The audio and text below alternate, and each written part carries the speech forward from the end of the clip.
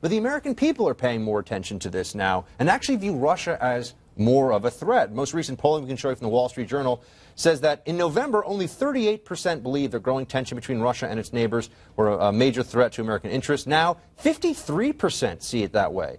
Notably, for these polarized times, the view is shared across partisan lines. 54% of Republicans, 54% of Democrats, and 52% of independents. Tara, the American people have started to change their general opinion, as we can see, about whether this activity by Russia, this violation of international norms, this violation of Ukrainian sovereignty, is a problem.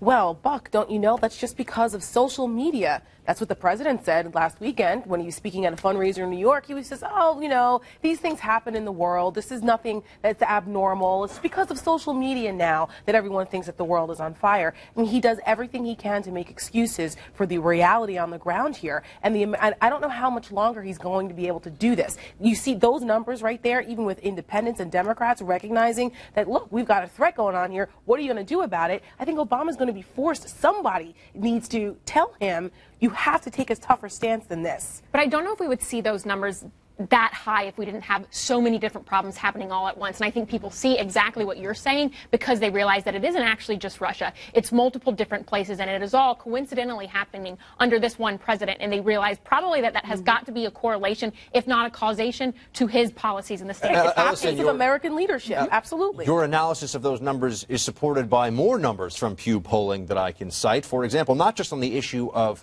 Russia and Ukraine and how that's been handled, but in general, is Obama's foreign policy tough enough? 54%, according to the latest Pew research, say no, Obama's foreign policy is not tough enough. But that then forces us to answer some questions. People have pointed out that President Obama is a victim of giving the American people the foreign policy he thought that they wanted. And we know that Hillary Clinton has come out and said that great nations need organizing principles and don't do stupid stuff is not one of them. What are the organizing principles that we would like President Obama to operate under? What do they look like? I mean, Henry Kissinger, in a Wall Street Journal editorial, wrote that to play a responsible role in the evaluation of 21st century world order, the U.S. must be prepared to answer a number of questions for itself. What do we seek to prevent, no matter how it happens, that if necessary, alone? What do we seek to achieve, even if not supported by any multilateral effort? And he went on.